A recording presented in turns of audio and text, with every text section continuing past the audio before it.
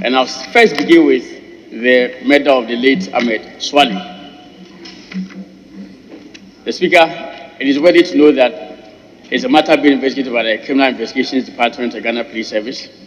No docket fit for prosecution or action has been built and presented to my office as I stand before you since the deceased died. It is therefore correct to say that the Attorney General is not seized of the matter. However, on being appointed Attorney General and Minister for Justice, the former Inspector General of Police, Mr. Opombwenu, paid a courtesy call on me on 29th March 2021. Being concerned about the failure to resolve this as well as other homicide cases, I inquired about the state of investigations into the matter. I demanded a report on the status of investigations, and the Director General of CID obliged my request and presented a docket giving an account of work so far done on the Ahmed Suale murder case. The information showed that the deceased Ahmed Suale was an undercover investigative journalist who worked with Tiger IPI. He was key in investigations that exposed malfeasance in some state institutions, and on 16 January 2019, two unknown persons on a motorbike with a covered license plate shot and killed the deceased in his vehicle at Medina while he was on his way back from a family meeting. The investigations by the police commenced immediately. Two empty shells of 9 by 199 millimeters were found on the ground, while 3 other empty shells and 3 spent pellets of 9 by 199 millimeters ammunition were also found in the car. An iPhone 7 Plus mobile phone and Huawei smartphone belonging to the deceased were also found and retrieved. The Speaker, on 17 January 2019, an autopsy was performed on the body of the deceased by Dr. Osei Owusu-Efiye, a pathologist at the police hospital, after the body was identified by a paternal uncle of the deceased.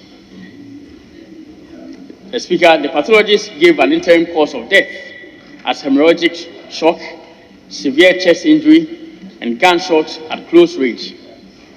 The body was subsequently released to the bereaved family for interment in accordance with Islamic custom. On 22nd January 2019, exhibits retrieved from the scene were sent to the police forensic science laboratory for ballistic examination. In the course of investigation, 2 key witnesses were contacted. They gave vivid descriptions of the 2 suspects. Consequently, a request was made to the Department of Geomatic Engineering and the Kwame Nkrumah University of Science and Technology for the following examination to be done: the use of satellite imagery, sketching of the assailants from a description of the witnesses, and use of telecommunications network. Based on the recommendation of the Department of Geomatic Engineering, the 2 eyewitnesses were presented before the forensic artist on 27 January 2019.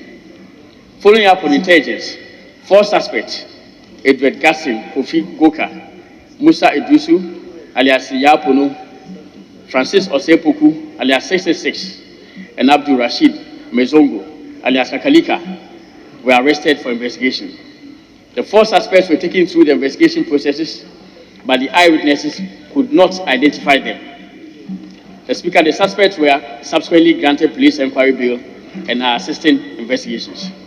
Statements have been taken from some citizens of Ghana, as well as Mr. Abdullahi Al-Hassan, who have also denied threatening the deceased or attacking him. The Speaker, there were investigations in the United States of America as well. The mobile phones of the deceased were sent to the United States of America for unlocking and extracting of information by information technology experts over there. On 11th August 2020, the iPhones were sent to the US through the American Embassy in Accra. In February 2021, the American Regional Security Officer successfully handed over the 2 iPhone 7 Plus Huawei smartphone belonging to the murdered investigative journalist Ahmed Suale, together with the external drive containing the data extracted from the phones to investigator. High volumes of data comprising millions of documents, videos, audios, text, and WhatsApp messages have been analyzed by a team from the Homicide and Cybercrime Unit of the CID. Investigations on other aspects of the matter also continue. The Speaker, pursuant to further request for information on the state of investigations, a second information docket was received by my office in May 2023. The docket indicated that investigations into the case are still ongoing and that the identity of the perpetrators of the deceased was still outstanding. No identifiable suspects have thus been found. The Attorney General, in a letter dated July 2023, advised the police to intensify their efforts to identify and arrest the perpetrators and to inform us as soon as this is done. The Speaker, this is for the Ahmed Suale investigations.